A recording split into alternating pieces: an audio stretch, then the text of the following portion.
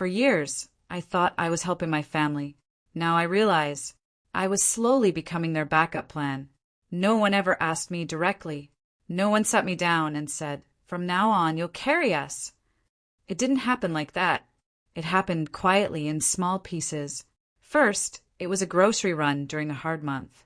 Then, my younger brother needed help with his car insurance after losing his job.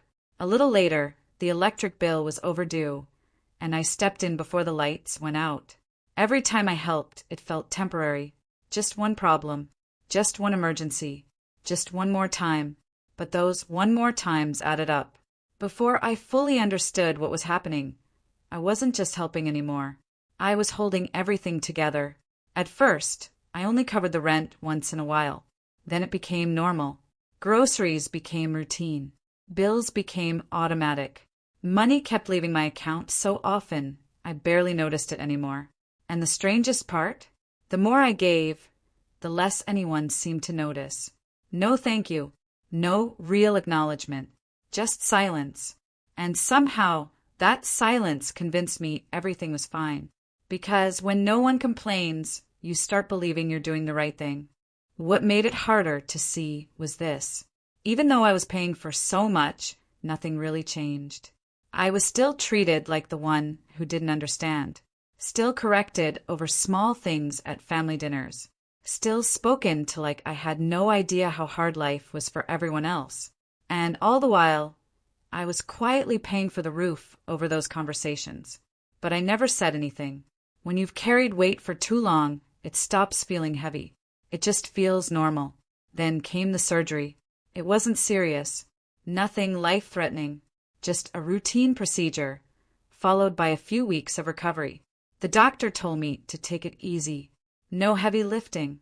No driving if I could avoid it. And if possible, have someone nearby to help. I didn't think much of it at first, but recovery hit harder than I expected. Simple things became difficult. Standing in the kitchen too long drained me. Grocery shopping felt impossible. Even getting to a follow-up appointment suddenly felt like too much. So for the first time in years, I asked my family for help. Not money, not anything huge, just groceries once or twice, maybe a ride to an appointment. That was it. And then my mother said something I still remember word for word. "Listen, you're not our responsibility." She didn't say it with anger. That's what made it worse. She said it calmly, like she was simply reminding me of a fact I should have known already. And after that call ended, I just sat there, staring at my phone. Because one question wouldn't leave my mind. If I wasn't their responsibility, then why had they become mine? During recovery, I had a lot of quiet time. So I opened my laptop and looked at everything. The rent, the grocery money, the insurance, the car payment I had been covering for years.